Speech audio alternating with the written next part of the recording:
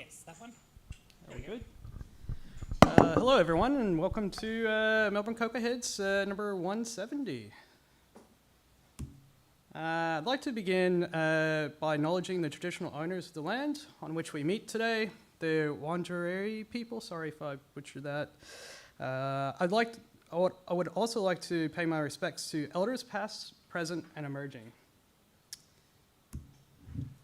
And tonight we have a nice little lineup with Rob talking about rebuilding Vexil with Swift macros, and Chris Hocking, 9 months of developing Mac apps. We do have a code of conduct. This essentially states our community is dedicated to providing an inclusive environment for everyone, regardless of gender identity, expression, age, sexual orientation, disability, physical appearance, body size, race, ethnicity, religion, or lack thereof, and technology choices. If you want to see more, you can check the link down below. A little bit of housekeeping. For the toilets, you just go out the door, past the elevators and turn right. You'll see them on the left. And if you keep going further on the right, you'll see the emergency exits as well. And name tags. So organizers have the Coca logo pin on. And then if you're new, feel free to grab the blue sticker. And no questions during the presentation. And if you're watching remote, please ask in the Melbourne-meetup on Slack. An MC will come around and hand you the mic so you can ask. And Go sponsor is Itty Bitty Apps. And silver sponsor is Baloo. We do have some events coming up. Next week is Hack Night in the same building. Wednesday, the 18th of October. It's also ran with the GDG, Android, and Flutter community. And then we have Social Night at the end of the month, the 31st Tuesday at Fad Gallery. Usually it's about 6 p.m. When we kick it off. And for other groups, there is Sydney CocoaHeads and, as mentioned, GDG Melbourne. And you can find us on the web. If you're not on Slack already, you can just scan the QR code and join our Slack. It is now combined with the Australian CocoaHeads and New Zealand CocoaHeads. And you can find us on Mastodon as well. And then within Slack, we have a bunch of channels. A lot of these now have hyphens for the cities as well at the front. And now it's time for Rob with rebuilding Vexil with Swift macros.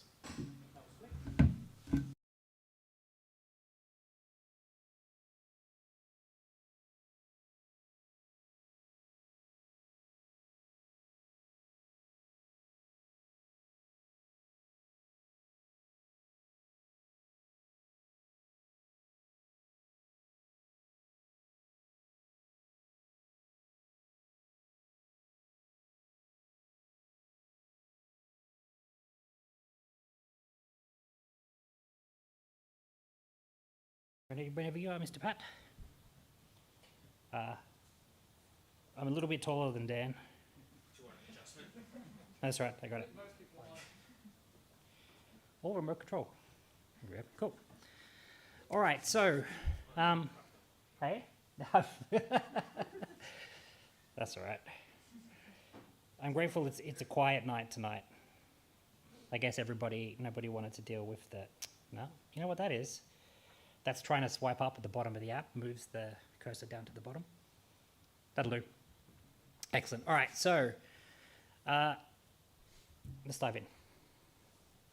All right, so if you haven't seen me before, my name is Rob, but I more commonly go by Bok, even at my work, which is a professional organization.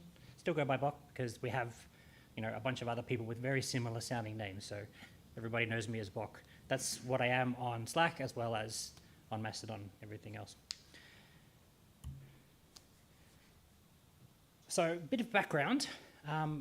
3 years ago this month, which is a long time ago actually, I gave a talk at the October 2020 CocoaHeads, which was held virtually because we were in lockdown at the time, about a framework I'd built for managing feature toggles. And the reason I built that was because at every company I'd worked at previously, we always end up rolling our own feature flagging solution. And I was tired of doing that, so I wanted to do something that was solid and open source and expandable. So we did that. I must say though, look how young I look in that.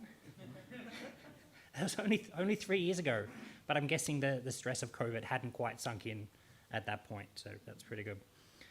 I am happy to say that I haven't rewritten that yet, but I'm also still at the same workplace I was 3 years ago, so maybe, in 2 years from now when I move on, I'll end up writing another one, hopefully not.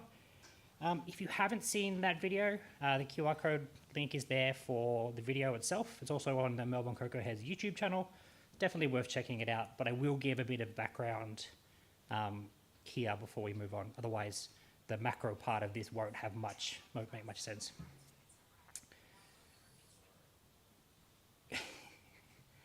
All right, let me pick up my beer again.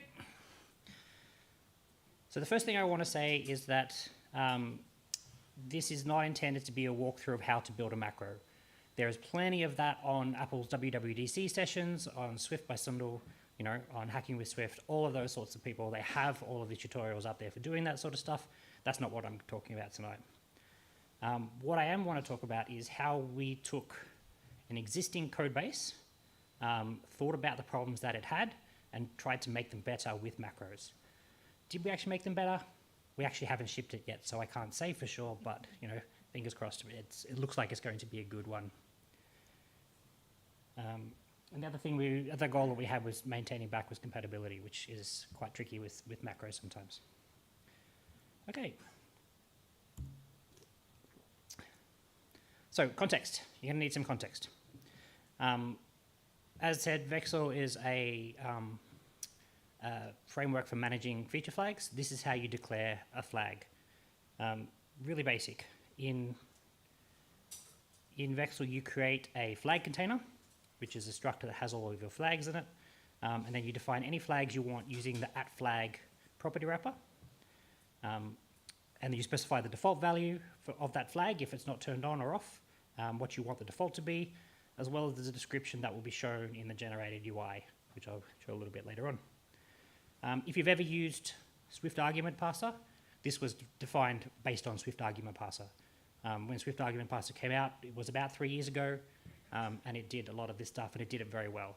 So we shamelessly copied that for flags. So to actually use that, you create a flagpole, you hoist your, there's going to be a lot of flag terminology references here, just to put that out there now. You hoist your flags on the flagpole, and then you can query the flagpole then using dynamic member lookup. So just straight key paths on the thing. It also supports nested flag containers using the @flag group property wrapper. So you can structure your flag hierarchy to be whatever you want it to be, whatever makes sense for you. We find in my day job that we tend to group things by feature or by capability, and then several levels deep inside that. So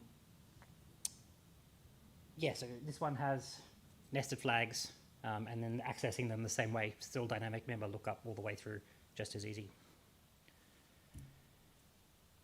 It also comes with an auto-generated Swift, well, it's not generated, but it's a Swift UI will automatically render a UI for editing flags that you can either include, behind an if debug conditional compilation statement in your app, or you can put it into a separate app and then talk through user defaults, which is what we tend to do. But it tends to be, it's intended to make the cost of implementing a flag and making that editable as close to zero as we can make it. So, going a little bit deeper, specifically, what happens when you write this statement, right? What goes on behind the scenes here? So the first thing that happens is the dynamic member lookup implementation on the flagpole gets called, which looks something a little bit like this. If you've done the dynamic member lookup before, this is pretty much as basic as it gets with that.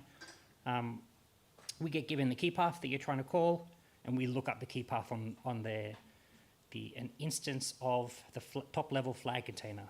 So when you hoist your flag container, so the CocoaHeads flags one before, we create an instance of that, and then we maintain that inside the flagpole.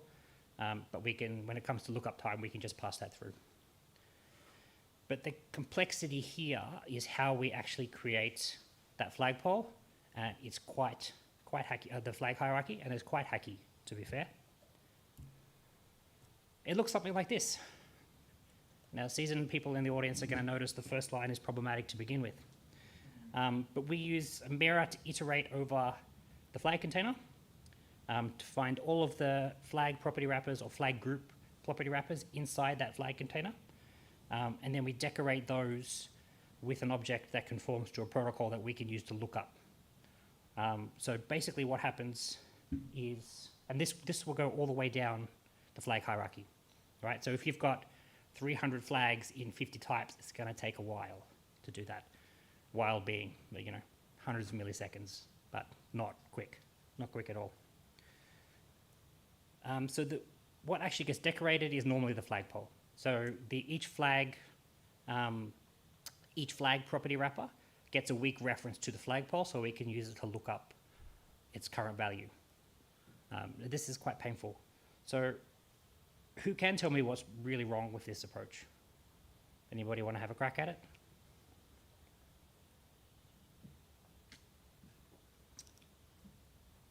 Even the person I planted in the audience and fed all the information to doesn't want to answer. No, that's all right. So Mirror is a debugging tool. It's intended to be called by LLDB when you're in the debugger to dump an object. It's not intended to be called at runtime in a release build in your app. It's not what it's for. We try to mitigate that a little bit, because it is quite slow. It's not performant code. We try to mitigate that by doing it once on init. So we walk the whole flag hierarchy on initializer. We cache those values, so we don't have to do it again. But it's still a performance penalty involved in that. Right, so now that we've walked the hierarchy and we've got it, let's go back into this one a little bit, all right? So remembering that the catering value is at flag group var catering, right? So when you're actually calling flagpole.catering, you're calling the wrapped value of that property wrapper. So just want to make sure that we're doing that because that's an important thing to know.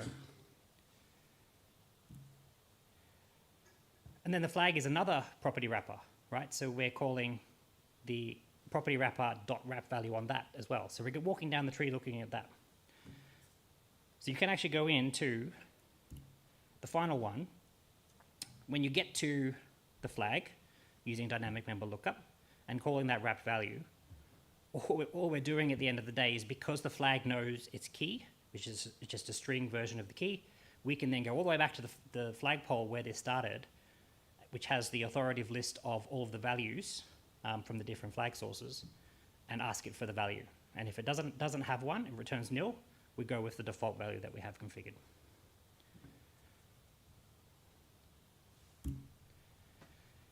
So one last bit, which is important context. We support taking snapshots of the flagpole. I couldn't come up with a very good flag terminology one for this, so we just went with snapshots. It's a point-in-time look at what's like.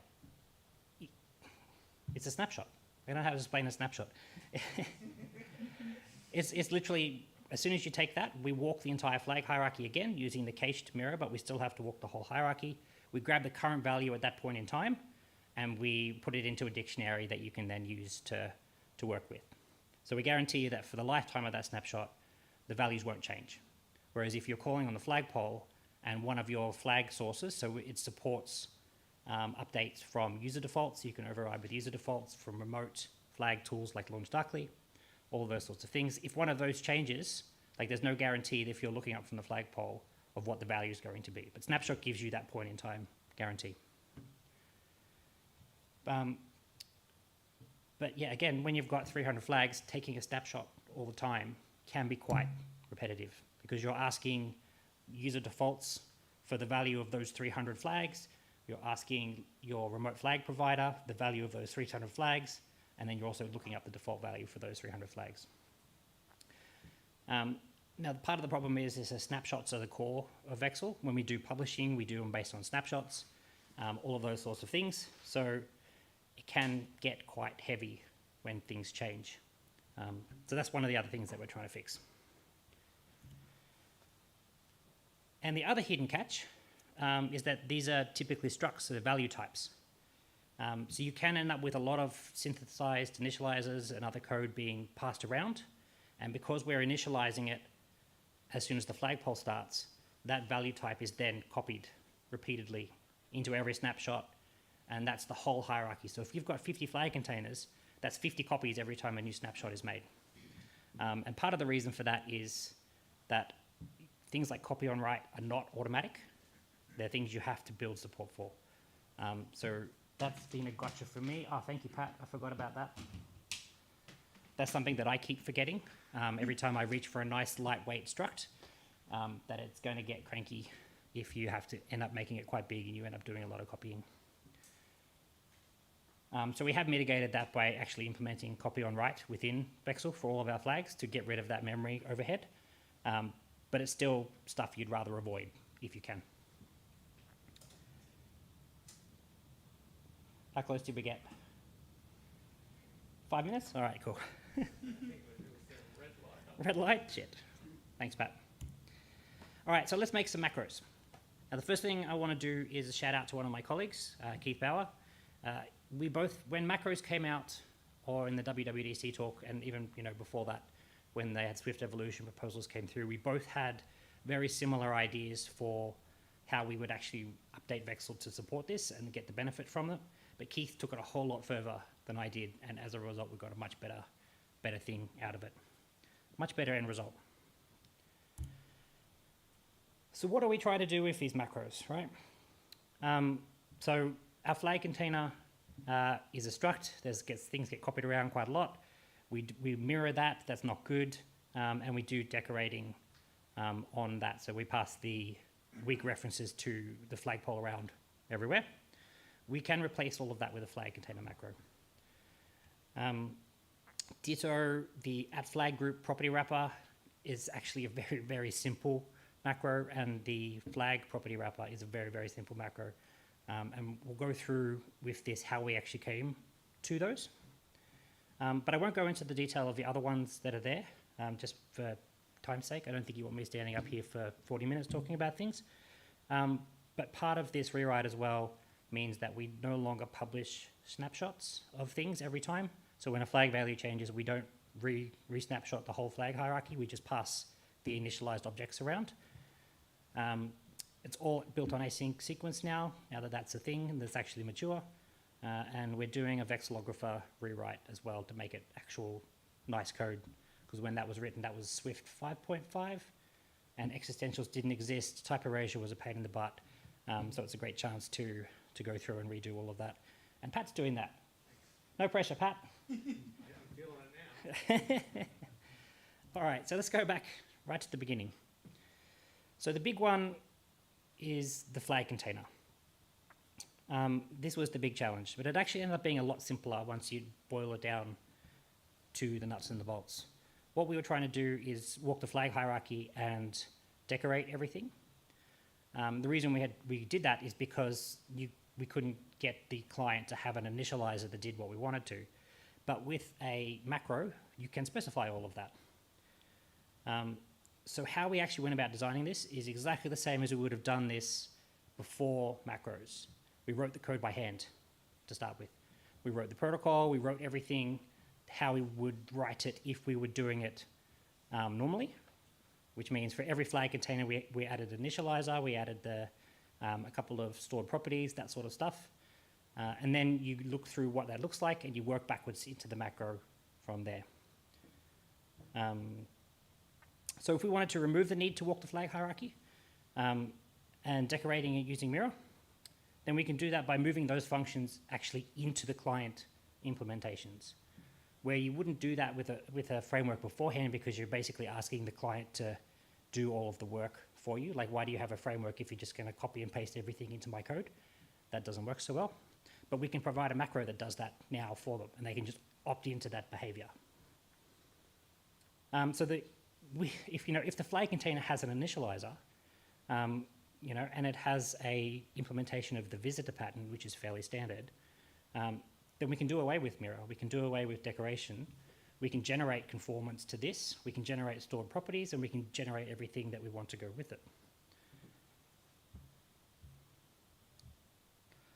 So how that actually looks like, we've taken off the manual conformance to flag container that was on the old one, and we've replaced that with a flag container macro. And we'll step through how this actually looks. This is the only change we've made that's not source compatible with the old one. Obviously, you can't take a protocol off and replace it with a macro without making source changes, but for the rest of the changes, they're all source compatible. So this is what we generate. You don't need to run mirror if you can just pop your flag lookup value straight onto and the key path to the flag straight onto the client type itself. So we can just generate that. So where we used to have to walk the whole hierarchy, we're now just getting it to initialize. So it's actually no more painful than doing an initializer and pass in the first place. So the initializer means, so now that we can create these structs anytime we want to, we don't incur the penalty from running mirror and decoration anytime we create these structs. They're incredibly cheap to actually produce. We're not copying anything around anymore. We create a one-time instance of it. So we pay the heap allocation cost for that you would normally anyway, but you avoid the copy. And because we no longer need to keep a strong reference to the flag hierarchy that we've initialized, we no longer need to worry about retain cycles. We can just create these when we need to, have them take a strong reference to the flagpole, and then just go. The other thing that we do is we generate the implementation of the visitor pattern.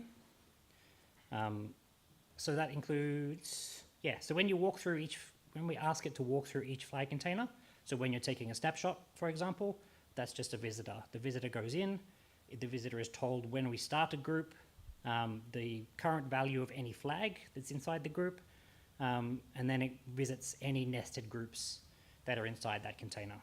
And then obviously it closes it off at the end.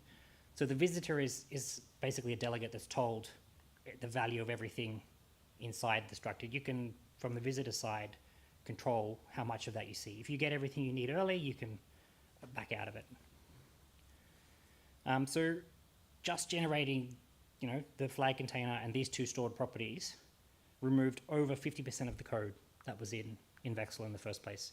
Because all of the mirroring went away, all of the caching and mirroring went away, all decoration went away. Suddenly we're dealing with normal types that we could just initialize when we needed to. And you'll see a little bit of that on the next one. And that's it. No, just kidding. I spent 10 minutes setting up the context for that. So we probably should talk a little bit about the other macros too, right? Even though they're basic, there's still a bunch of challenges that went in. But you'll see how simple the flag and flag group macros became once we decorated stuff with the flag container macro. So let's look at those. So this one was probably the easiest one to do. And I say that with a great big asterisk, and you'll see why in a minute. The actual generation of code for this was super straightforward. This is actually as far as I was thinking of going with my initial rewrite, and it was Keith that took us those extra steps into the flag container and everything else. So in the current version of Vexil, this is a property wrapper. So obviously that means it's a struct class. I think it's a struct from the top of my head. It's keeping all of the properties on there. We implement copy on write for this type, so it does it with nice semantics, but it still does it. This is now a macro. But from a source perspective, it's exactly the same. So you could swap upgrade versions of Vexil and you wouldn't have to change any of this because they're backwards compatible. But I do want to look a bit more at the declaration of this one, because this one has, unlike the other one, this macro takes arguments. And passing arguments into a macro is a gigantic pain in the butt. So I'm going to complain about that now for the next 5 minutes. Yeah, so the problem here, right, is the compiler doesn't pass your macro implementation, grab those values and pass it to your macro. It can't, because the compiler needs to run your macro in order to compile that code. So you've got a nice loop, like a catch-22 there, which means that all they do is pass through to you the declaration as an abstract syntax tree, or an AST inside Swift syntax. Passes the declaration through, and you need to pass it and process it yourself, which you can do. And anybody that's played with Swift syntax or macros knows how much of a pain in the ass and how many different variations you need to support. So I will get into a couple of takeaways from this, but we'll just go through what that actually looks like. So the declaration I've got at the top there, at flag, we specify a default value and we specify a description. The syntax tree that we get back is underneath it, and you can see that we have to go into the attribute syntaxes arguments property, and then we have to literally walk those arguments and look at the labels to figure out which argument is which. Like, we know the compiler will not let them do it in the wrong order, because if you did, this will get a compiler error, but the compiler still gives it to us without any of that information in it. So we still have to walk it manually. We still have to redo all of the error handling that the compiler does for us. You know, if they omit the default parameter or they spell it with caps or something like that, we still have to handle all of those cases, which is a pain in the butt. So we look at the first argument there. We can see the default label, so we know it's the default value. This is the easy one because we only really care about what's in the expression. And when it comes time to actually generate the code, we can just take that existing expression and insert it straight into the generated code. We don't have to do any processing of it. For the second one in that declaration, it's the description. But when it comes in, like, we could accept any string value. So there's no guarantee it's going to be a string literal. It could be a variable that happens to contain a string. It could be an integer that the compiler is just sending us anyway for whatever reason. So that's why on this one, the description is a static string, because it makes it that much harder for somebody to try and pass in a variable at runtime, and much more likely that we would get a string literal. Because at the next one, when we actually get to the code that passes this, we assume it's a string literal and we throw an error with a diagnostic if it's not. But that's something that we have to do ourselves. Swift doesn't do that for us.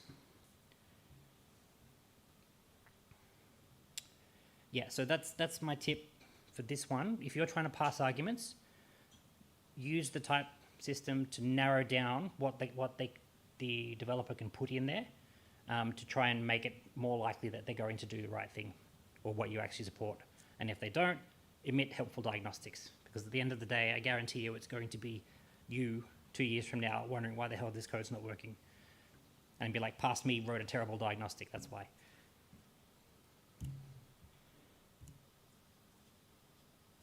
So the other example, I keep jumping around. The other example, the second parameter here, the key strategy, we're working with an enum. So I've cut that out here. It's a nice enum, very straightforward, and in the normal code, that's what it looks like. It's just a flag key strategy, has some options on it. Nice and easy, but we can't access this enum in the normal code from our macro, because the macro code runs inside the compiler, it doesn't run inside your app. So you have to have a second copy of it inside your macro code. And then you have to pass it manually. So you don't get told that this is a nice enum. You get told that it's I'm not even going to try and guess what that was. If it's a member access expression syntax, it was probably a member access list, was the type that we got given. And so you have to pass it manually. So you're literally looking at the declaration, which is on the first line up the top there. So the dot default bit is what we get passed in, and you have to process that manually. So we grab it, we do string comparisons, because everybody loves string comparisons, and then we initialize it that way. But you not only need to handle, there's 100 different ways you can write dot default there. 100 different ways you could do that. You could write dot default, you could write the full type dot default, you could put it into a variable and put it through, and the compiler will be happy with all of those, but your macro code won't be. So you've got to handle all of that. And so while you can try and make it as nice as possible, a user experience or a developer experience to actually use your macro, the more you do that, the more complexity you're going to support, which is great. It's not so bad. I cut it out because it was too many lines of code, but trying to support the custom key and the custom key path means you need to process what's inside the whole, arguments, and that could be multiple ones. Again, you're relying on the compiler to help you, but you're still processing it all manually. And that reminds me, actually, I should make those static strings as well so that we don't, we expect them to be string literals. Okay, so back to this bit. The hardest part of this macro is the processing of the macro parameters. The rest of it's really trivial. So this is actually what it looks like. We've replaced that whole property wrapper and all of its garbage with an accessor, a getter, that calls the flag lookup stored property that the flag container macro puts on there. And we do all of the work that a 100-line property wrapper does in 1 line of generated code. Well, I think 3 lines because I wrapped it because make it nice on the slide. And that's it. That's all it does. Like, it's really, really simple once you actually you can start working with the types directly. So just to highlight, you can see where our macro parameters have ended up in the generated code. The default value that's false on there ends up on the other side of the nil coalescing operator. The key strategy ends up as part of our flag key path creation, and we use a transformed version of the property name as part of our flag key. And that's all done as part of the macro, so this is done at compile time. This is not a runtime operation. Makes it much faster. It also generates a wigwag. Now, what is a wigwag, you ask? Or you're asking yourself why I'm continuing to name things really stupid. Could go either way. This is a wigwag. I've definitely leaned too far into the flag terminology, but it's too late now. I'm invested, and we're just going to keep going. Hopefully nobody has to look at this type too much. I guess there's probably a caveat there too. Vexil, the name of the project, is short for Vexillology, which is the official name for the study of flags. So there are vexillologists out there who study flags, and this is a shortened version of that. Per the definition there, a wigwag is an old type of flag signaling that's not used so much anymore, but it's basically, depending on how you wave a flag, changes the meaning of what you're trying to convey to somebody else. So that sounds a lot like, changing flag values that we might emit from a publisher, so why not? That's good enough. But back in Vexil, wigwags have 2 purposes. They include the rest of the flag's metadata, so that generated UI code can get all of the information it needs to generate that UI, as well as the descriptions, all of that sort of stuff. And it is also the source of real-time flag value changes. So much like a waving flag, as the flag values change, a new wigwag is created. Well, no, the wigwag emits the next flag value. And unlike the old one, this supports both async sequence and publishers. So you can scribe to whatever way you want, and the wigwag will tell you when flags change. Almost at the end now. So just for completeness, I will include the @flag group macro, but it's pretty much identical to the one that's in the flag macro. The parameters are slightly different, so the code is slightly different, but they're otherwise the same. The main negative here is where the old property wrapper included, you could have a generic on the wrapped value. So you could add inheritance clauses to that. So you could have a nice clean error message that if you tried to wrap an unsupported value, it would tell you that it's unsupported. Unfortunately, when macro is called, we're not told anything at all about the inheritance clauses of the type that we're attached to, unless you're like an extension macro or a member macro. For an accessor macro, it doesn't get any of that information. So we can't tell whether or not catering flags is a flag container. The only way that happens is in the generated code. So the error message ends up being buried in the generated code, and you can only find it when you expand the macro and then realize that it's not quite right. So there's definitely a developer experience step back there, but I think overall it's totally worth it. And that's it. This is actual end of the one. This is not, as I mentioned, it's not quite published yet. I'm waiting on Pat to, no. I haven't, there's still some, there's still some optimizations I need to do. Like if you go back to this one, here, for example, every time we walk the flag hierarchy, we're looking up the value at that point. So it's still just as bad when you take a snapshot. It looks up everything, whereas that should be probably an auto closure that's only executed if you actually care about the value. So stuff like that still needs to be done. But yeah, it's probably a month or so away, I think. So was there any questions? When do I have to get done by? Yesterday, Pat. Yesterday. No, there's literally no rush. Like we haven't even gone Xcode 15 native at work yet, so nobody knows this is a thing. Yeah, they're probably watching now, so this is going to be. I didn't realize there was a microphone. Hi.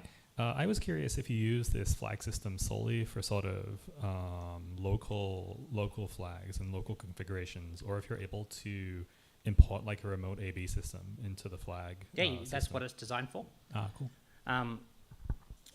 It's designed to, you do it as you need it, right? So you create your flag in code, and that flag has a default value in code. If you're using the generated code from Vexilographer, you can work with that to do local testing.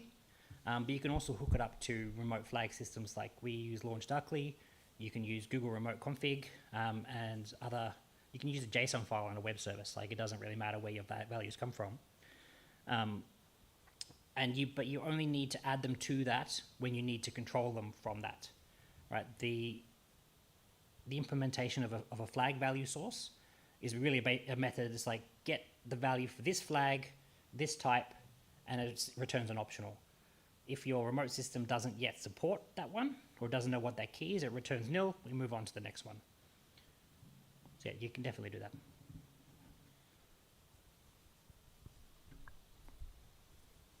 Oh no. It's a tricky question coming, I'm sure. With the work done with macros, Mm-hmm. would you be able to get a publisher out of the observed flag? Sorry, could you ask the question again? Couldn't quite hear that. Would you be able to observe on changes on flags from the client side with macros? You'd be able to generate the code that either admits or subscribes to that, yes. Okay. Not sure the context of the question. I just want a publisher out of a flag. You can, yeah, so that's this bit, right? It generates the wig-wag is the publisher, yeah. It generates the $ is scheduled version of it. Okay. So when you're using your key path, you just swap if you want the publisher version, instead of pushing the buttons, I should jump. How far back was this? Yeah. When you're using this version, if you just do $vendor, Okay. you'd get the publisher for that. Yeah, But yeah, so the macro will generate both. Thank you.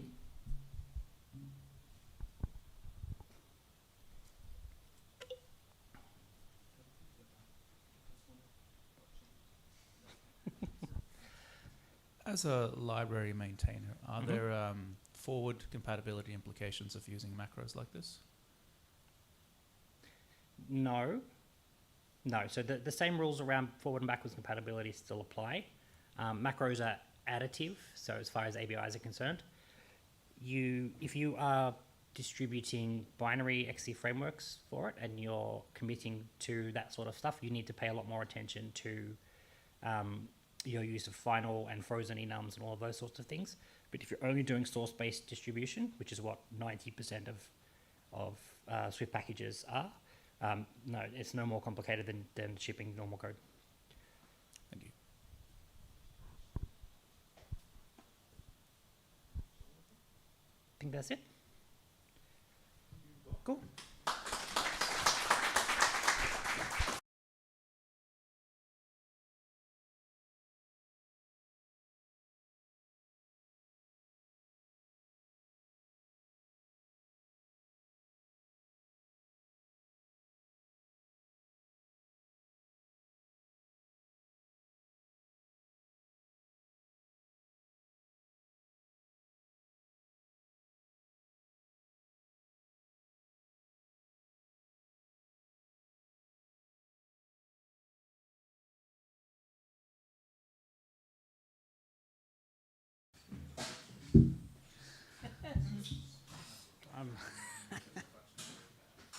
There we go.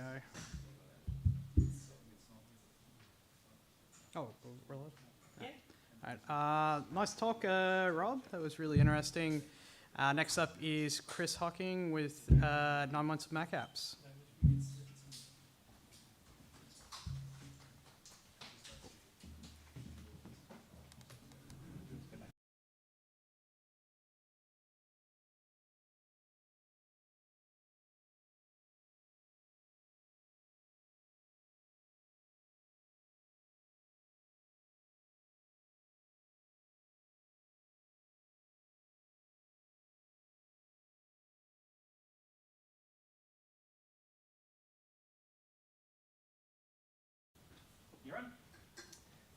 G'day everyone, my name's Chris. I did a talk at the start of February. Did a talk in February talking about how I jumped from being a filmmaker to sort of doing coding on the side. So this sort of talk is just summarising the last 9 months of trying to develop Mac apps. So I'll do a quick recap for those that weren't here in February, and then I'll sort of just talk about the apps and the experiences I had along the way, and then at the end, if you have any questions, we can go through stuff. So my day job is I am a co-owner of a film and television production company. So I've got a weird technical background. I sort of started off in animatronics, went into lighting design, got burnt out from that, and decided to go to film school, became a filmmaker. And so for the last, over a decade, I've been running a company called Late Night. And I'll just play like a little bit of a reel in the background. But basically, like day to day, we do corporate advertising work to keep the lights on, pay the bills. But our main focus is creating our own original content. So we make TV shows, we've done a feature film. Over the last couple of years, we started doing a lot of 2D animation. We've got a show in development with Fox, a 2D animated adult sort of series. We're doing some stuff for ABC and that sort of thing. So day to day, generally speaking, I'm doing film and TV stuff. As you can see in this sort of stuff that we do, a lot of it's visual effects heavy, so I do a lot of sort of post-production work as well, and visual effects and that sort of thing. But quite a few years ago, while I was doing all the editing stuff, we use Apple's Final Cut Pro for all our post-production, all our editing work. And one day, someone asked me a question about a Final Cut question. Basically, when you're editing Final Cut, when you've got a heap of footage in the browser, it can be a bit daunting. You just see a million thumbnails and you lose track of where the playhead is. So basically, what I did was I basically just came up with like an Apple script sort of thing, I think it was, to solve this particular problem. And then once I did that, lots of people kept on asking me stuff about how to fix other problems in Final Cut. And I grew from AppleScript into, basically I found this open source project called Hammerspoon, which is a Lua engine for exposing Apple frameworks, essentially. And I basically just kept on adding stuff. And now, I don't even know how many years, maybe like 5 or 6 years later, we now have nearly 200,000 downloads. And this is sort of my hobby. And this is what I do for fun, is I make stuff to make editors' life easier. A good example is I've got some friends that work in the BBC. And the other day they were just asking, they do a weekly technology show called Click, BBC Click. And they get the scripts in a Word document, and then they need to manually copy and paste it with like the name and the lower third of the person, that sort of thing. So I just made a really quick thing just in Lua script that basically allows you to import a Word document. It goes through, converts into plain text, rips out those three things and generates a Final Cut title thing. So rather than an editor going through and manually copying and pasting things, I can just really quickly throw something together in Lua, where it's really fun and really easy to write stuff. But it just saves so much time and effort. And that's what I loved about coding, is that I could just literally, and what I love about Lua and Hammerspoon is that I use BB Edit for this sort of stuff, and I can just smash out some Lua script that's terrible, and unlike the previous talk, my Lua code is not pretty. But I can do it really quick, press save, Command Post reloads, and that function's now available. So for instance, with this BBC thing, I can literally, someone just asks and I go, oh, that'll be a fun thing to do. I just smash my keyboard for a little while, click save, send them a Lua file, they put it in a folder, and now they've got a feature that will save them lots of time. So this was sort of the inspiration. I've been doing this for a while, and Command Post has sort of grown. There's so many features in there, I couldn't even tell you what, like people explain to me how things work because I've added so much stuff over the years. But this was sort of the inspiration to sort of do more serious coding. And then at the start of the year, I basically released my first two apps. So my talk in February was my first two apps. Jump forward to today, we've now, Broad Toolbox is basically allows you to bring Blackmagic raw files into Final Cut Pro. So this is something, for whatever political reasons between Apple and Blackmagic, you can't bring Blackmagic raw files natively into Final Cut Pro. And this is something that they just don't want to solve for political reasons, probably, because Apple has ProRes RAW and there's licensing things with red cameras, that sort of thing. And that was just another problem I wanted to solve. So Broad Toolbox was my first ever paid proper application. It's written in Objective-C. It uses two technologies in Final Cut. Basically, their effects engine, which is called FX Plug 4, and the user interface engine, which is called Workflow Extensions. So I'm in Final Cut now. Literally, so a workflow extension really is just this little button exposes all the different workflow extensions, and I've got a lot on this computer. And then when I click Broad Toolbox, this is basically my workflow extension. And a workflow extension really is just a custom view. So what I did is, this is just all built in Interface Builder. It's the first time I've ever used Interface Builder, which was a big learning experience. And basically, so I built this interface to bring in Brawl stuff. So I'm just grab a couple of clips. And then the actual like image processing is, Blackmagic has an SDK. It's all in C++. So I basically took these open Apple frameworks and sort of melded it all together and just smashed it together until it worked. And it was pretty confusing. It's like, this was the first time I'd ever built something with an actual interface, and obviously you can see there's a lot of knobs and controls and that sort of thing. So that was sort of the one challenge. Then I'll just bring this into Final Cut. So what I'm doing is I'm just dragging these files that I've got. So I've basically built this import window, then you drag it into Final Cut. And now when we've got here, I've got some just surf footage. And we can see here, this is like, what is this footage? Oh, 2K. Yeah, so 2K Brawl footage. And it's all sort of playing back in real time. It just works like a normal video clip. But to actually do that, we had to do I had to do lots of tricks. So it's actually a multicam clip. Within that, we basically have like a dummy generator. And within that, we have our Brawl Toolbox effect. And we can see over here, this is the Broad Toolbox effect, where I can control all the metadata, I can change the exposure and everything. And yeah, basically what I'm doing is, because this is basically an effects engine, it's not really designed, there's no sort of open frameworks to import video codecs. So I basically had to sort of really think about the problem and trick the software into making it do what I wanted. So I'm basically using an effects engine to bring stuff into Final Cut as video stuff. And this is all done in Metal. And yeah, and like So to just recap over broad talks, the challenges thing, so when I did the talk in February, this was all working sort of thing. Over the last 9 months, the challenge has been, like the interface hasn't really changed. It's more like bug fixes and also just really understanding how to get performance out of it. Because when I built it, once I got it to work, I was just happy. I was like, it works, it's great. And then when you have thousands of users, performance becomes a really big issue because people started using it on feature films and on television shows and that sort of thing. And I had no idea what I was doing in terms of like all the C++ stuff. And so there was things that just like random people would say it crashes, but only in this certain way, and I couldn't reproduce and that sort of thing. And I still don't really understand all that sort of metal pipeline of how you actually like, because this is basically running in a separate process. So Final Cut Pro runs a separate process for the effects engine.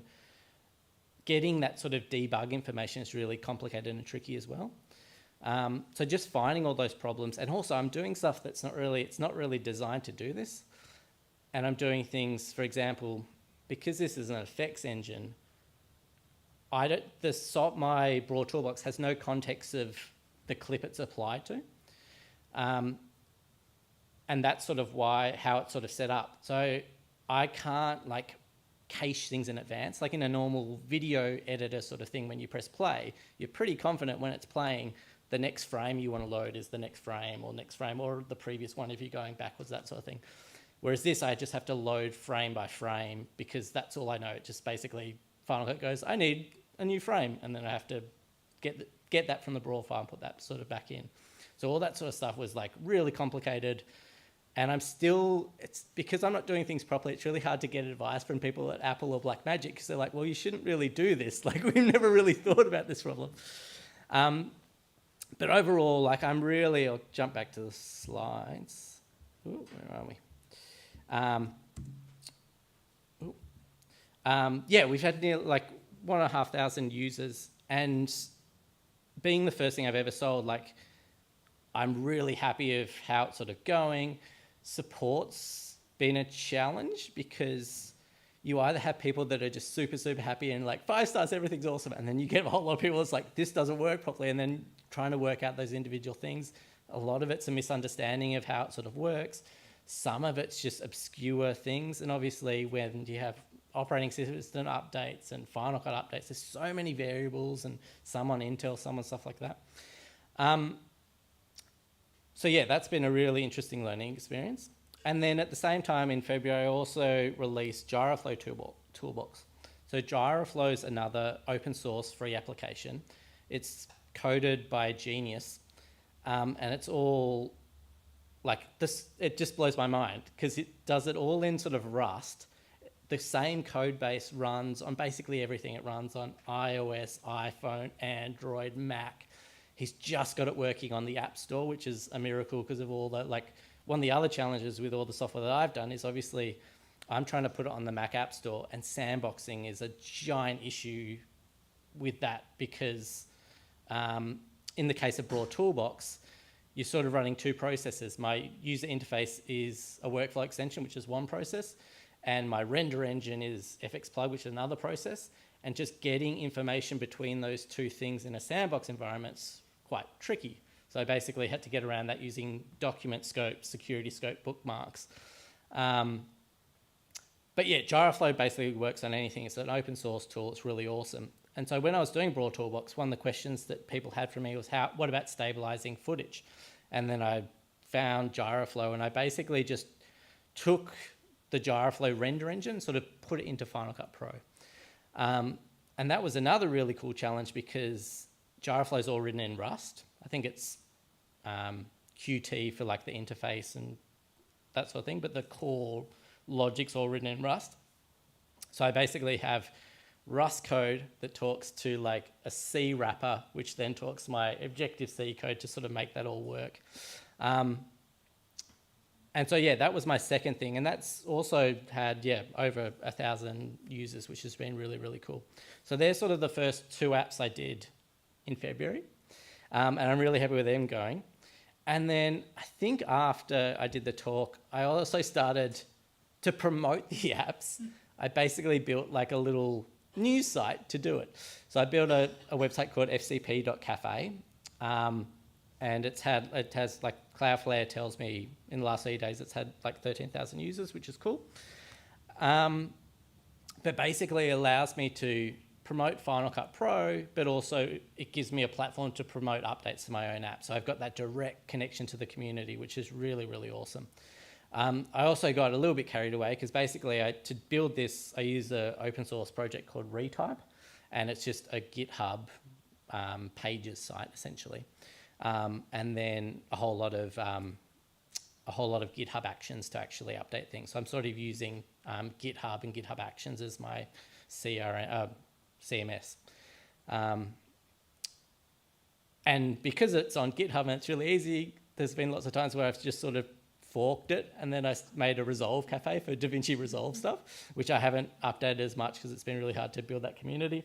And then I went up to Queensland to Unreal Engine, Epic Games Unreal Engine conference, and so I made an Unreal cafe. But having that direct connection, those two, like really I've mainly focused on the Final Cut one for now, but having that direct connection to my user base has been a really sort of helpful, useful sort of marketing tool. And then after that, so the original plan was at the start of the year, I was going to write, all right, this is going to be a year where I'm going to step aside from filmmaking as much and try just focus on the software stuff. And the original idea was to do like an app a month, which seemed like a great idea at the start of the year. And now that we're through, it's just really, really hard and I'm really tired. But between like having young kids, running a production company, still doing like, even though the software is making money and it's awesome that it's making money, it's really hard to say no to that corporate advertising clients because you need that safety blanket of money coming in. And with the Apple stuff, who knows when they'll Sherlock any of these things, or the app stores, or you're always 2 months behind in terms of payments and that sort of thing. But anyway, Market Toolbox was my next app. And basically, I can even show you the user interface for Market Toolbox. Basically, I wanted a way to get feedback. So for example, if you're doing video editing stuff and you've got a whole lot of notes from clients, generally, like even though there's systems like Frame.io and Vimeo and Whisper and all those sort of things, a lot of the time clients will just email you stuff. So I wanted a way to take those email comments and bring them in as markers in Final Cut so it's easier for video editors. And this was around the time that ChatGPT was coming out and that sort of thing. So I sort of built two sort of ways to import comments. You can either just process comments locally, which is just me working out my own logic of how I sort of do that, or process comments with ChatGPT, which sends this to ChatGPT. There's basically, if I go into settings, I basically, what's that? I've got a prompt here, which I basically send to ChatGPT, which takes the comments and converts them into a JSON format that my app can read to do that sort of thing. So this was the thing. I thought it would go gangbusters. Like I thought this was more popular than Broad Toolbox or anything, but it struggled to get any traction. And the people that use it love it and think, but it's been really hard to market this because I think it's a little bit more complex. And then from a developer point of view, the other big annoying thing that I've run into is that even though this, you can see I've done 14 builds of it, it's version 1.3, Apple have decided that, and I'm sure other people might have run into it, anything with ChatGPT, like I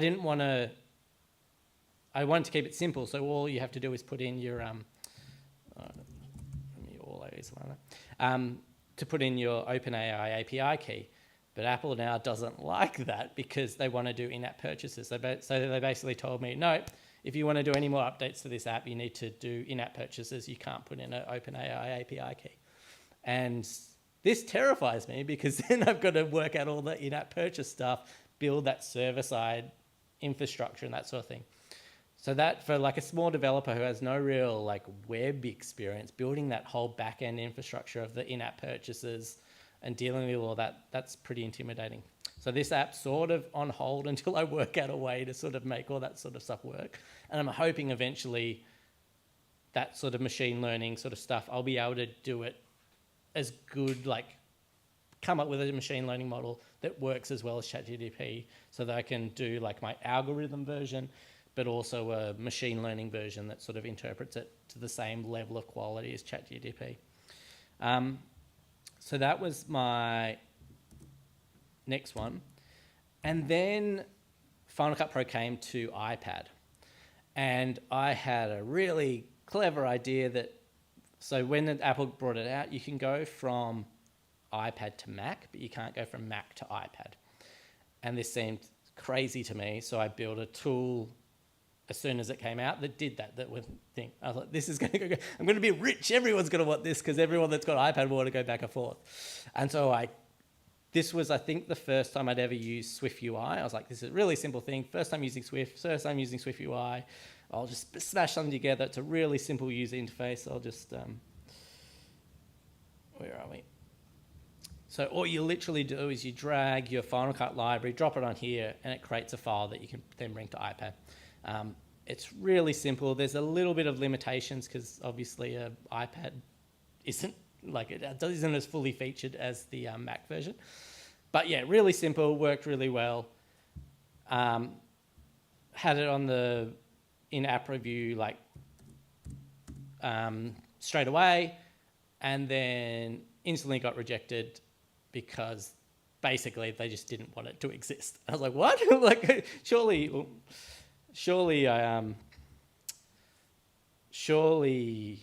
because it solves a big problem. I didn't think it'd be an issue, so I went through that whole sort of app review process, the appeal process. Got the call from the person from Apple who was like talking to a politician.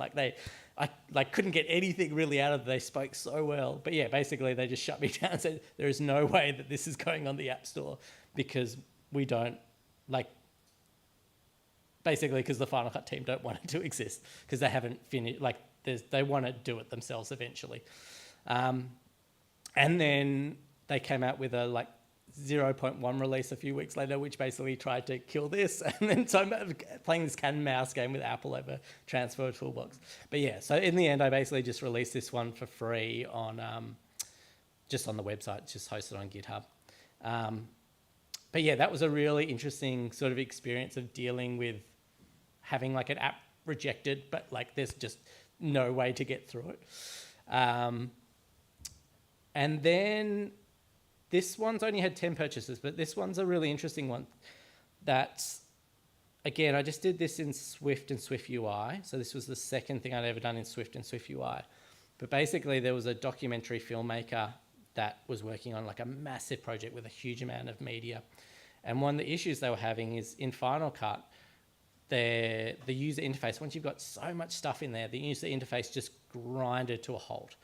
So in Final Cut, you can basically, same as in Photos, you can create collections and then smart collections. So for example, a collection of stuff, maybe they ordered it by state, and then they've got a smart collection, which just selects all the footage of Australia or something like that.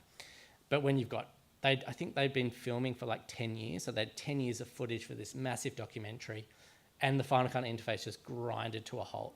So they basically just asked me to build a really simple tool to make collections faster, an easier way to build collections. So it's essentially the same interface as or the same thing that Final Cut can do natively, but for whatever reason, probably the same, there's probably just a really simple sort of thing in here that Final Cut grinds to a halt when you're doing it. But yeah, originally I was just going to do it as a quick Lua command post thing. I was like, well, if I'm going to go to the effort, I think the guy only had $400. He's like, Chris, just please help me with this. I was like, I could quickly smash something together in Lua and stuff. But if I'm going to go to the effort of spending a day on doing this, I might as well just do it as a proper app. So yeah, I just quickly threw this together in Swift and Swift UI. Just to solve this one problem, expecting it to only ever have one user because I didn't know too many people that would have this issue. And I did it, and he was really happy, and it worked. And so I just put it on the App Store anyway, just for the sake of it. And then some other people contacted me going, hey, if you add this thing, this would be more useful. So originally I think I was I'll just put it on the App Store for $80 US because it's so niche and the people that need it will happily pay $80 for it. But then I sort of worked out maybe there's some more broad features I can add. So I think it's $10 maybe, or $20 now. And yeah, since then I've got 10 users or whatever I wrote down here. So yeah, that was a really good, 10 purchases as of this morning. So that was a really good experiment of like, I just bashed something out really quickly, expecting it to only have one user. And now just based on user feedback, it's more broad. And now I'm thinking about adding more stuff to make it, more accessible to more people. So hopefully that sort of makes a bigger user base. And around the same time, I also started building Recore Toolbox, which was going to originally be like my big third app. And this was essentially all it is like a shared pasteboard, essentially.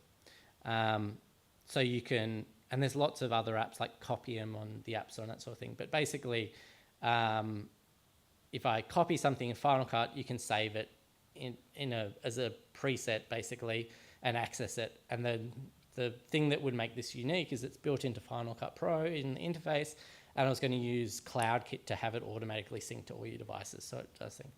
So it didn't take me too long to actually build like a working prototype.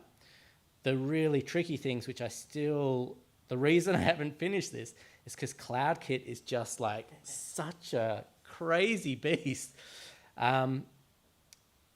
So yeah, it sort of works, but like the complexities of how you deal with problems when it doesn't work for whatever reason, if the Apple server's down or if something gets corrupt, like working out all those edge cases of making CloudKit behave nicely, especially in Swift UI.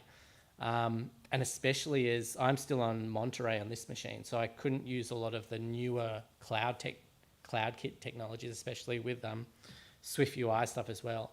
So keeping that all, like it's been such a jigsaw puzzle to put it all together. But that's sort of been my project that's sort of like 80% complete, but getting that last 20% is just such a complicated thing. And then Timecode Toolbox is another thing. Basically, a lot of these ideas are things that I built in Command Post for free. So Timecode Toolbox is a good example of that, where I basically built a thing that fixes, if you shoot on Sony cameras, it records timecode in a non-standard way. And like Blackmagic and Adobe have read the timecode correctly, but Apple's very strict in terms of if it doesn't follow strict rules, they just ignore it. So if you import Sony clips into Final Cut Pro, the timecode will just be 0. And this is fine if you're just working in Final Cut, but as soon as you want to send to like DaVinci Resolve to get a proper colorist to do it or whatever, then it causes all kinds of nightmares. So I basically built a tool that reads the timecode in the MP4 file, updates it correctly so you can get out of Final Cut into other things. And it's a really popular feature. So this is something else that I want to spin out into another app. And actually, in February, I met someone, or on the Slack, Brett Best. So Brett's been helping me sort of do some coding stuff to make this work, which is awesome. But it's also the first time I've ever worked with like a proper coder person. So translating like my crazy Lua that's like, oh, it's really simple. It's just 10,000 codes of craziness. Has been really interesting because obviously Brett's a very competent, good, proper coder doing proper unit tests and that sort of thing. So it's been really interesting working with someone, like seeing how you do it in the proper real world, in proper industry of having unit tests and how it all sort of goes together. So yeah, that's hopefully something that I can also release in the next little while. So yeah, that's pretty much it. Does anyone have any questions?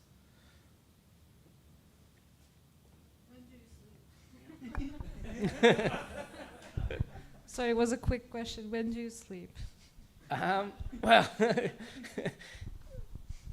yeah, I used to, like, before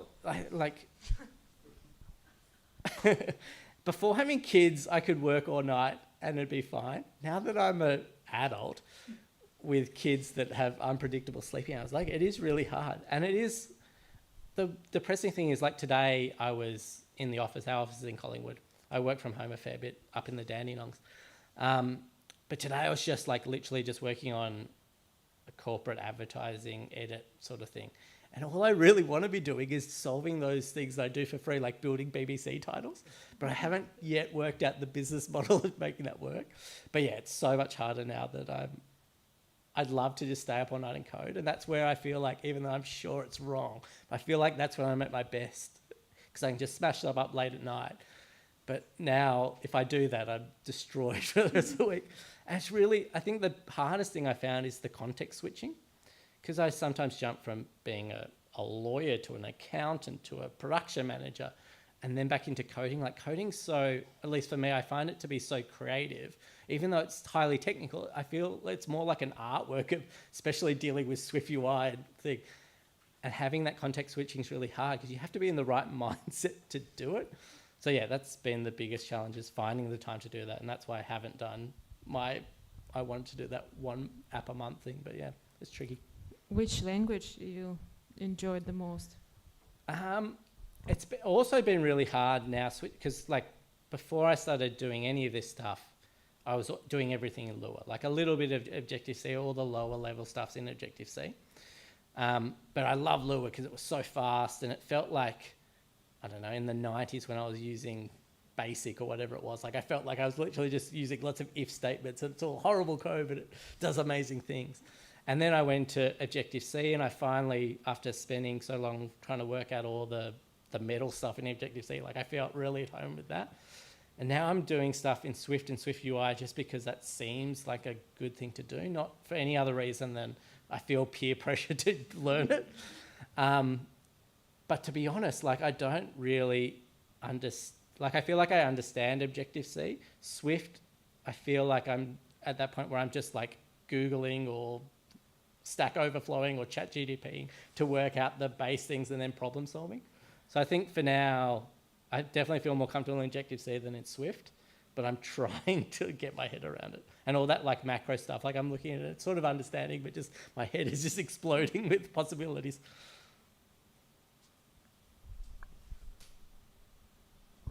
That's super impressive body of work, even for someone that's been coding for 20 years. Thank you. And definitely the first time we've seen a presentation here in Final Cut, not Keynote. But I was really interested by your icons. Beautiful icons. You got someone on staff that does that? Is No, that so another there's little a- side skill that you've mastered? No. Well, so basically, and what the other thing I love about coding is the icons. So a guy in New Zealand, Matthew Skiles, I think that's how you pronounce his name. He basically, I pay him to do the icons. So he did most of them. And some of them, like when I did, so yeah, that was the first icon I paid him to do for Command Post. I was just like blown away with how cool it was. And from that point on, I was just like, I just need to work out how to make money off software so I could pay Matthew to keep doing cool icons. And then I paid him to do Broad Toolbox, and then I paid him to do Gyroflow Toolbox. And then I ran out of money. And so for, I think, not Marker Toolbox. I mean, he did all these, but I don't think I can easily get the old icon. But for like Transfer Toolbox, I originally did it using Midjourney and that sort of thing. And it was cool, and people were like, oh, I love the icon. But I was like, yeah, but it doesn't have that human touch. And then I got him to do this. And this icon, like, I love it because it's got that meta thing of having an interface with an interface sort of thing. So yeah, Matthew does all the icons. The only one he hasn't done is the fast collections. That's another Mid-Journey sort of thing. However, again, even though I've got 10 purchases, that makes no financial sense to pay him to do an icon. I've literally the other day I paid him to do an icon. So yeah, eventually I'll replace that with a human-generated one. Yeah, but Matthew's done all the icons, and he's a genius, and I love them so much. I'm sure you make your way into the next icon book. I hope so, yeah. Because, and especially, like, I don't really, the only feedback, like, generally, this one we spent a bit more time because it was the first time ever working with him, and there was a bit more back and fro. But with these ones, it was basically like, make something cool like Command Post, and then once you finish, pretend you're like smashing into the ground a few times and make it like really gritty and stuff. And that's what he did with like Broad Toolbox. You probably can't see on the screen, but there's so many like scratches and dents, and it's all sort of really natural. And yeah, I love the icons. But yeah, I can't take any credit for them, apart from paying for them. Any other questions? Saw a few hands earlier. Cool. Thanks so much for coming out, especially when it's horrible, horrible weather. Yeah. Thanks, Chris.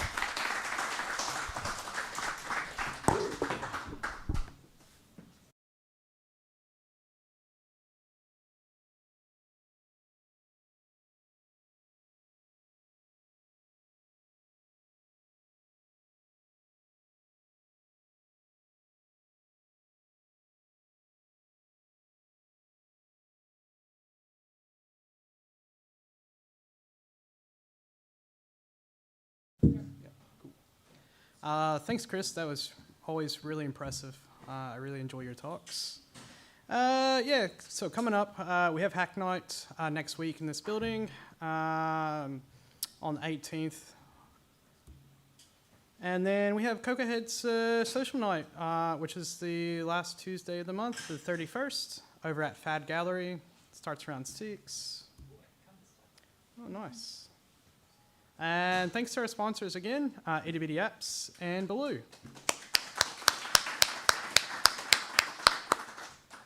And then we are having social time nearby after this at Meter Tavern.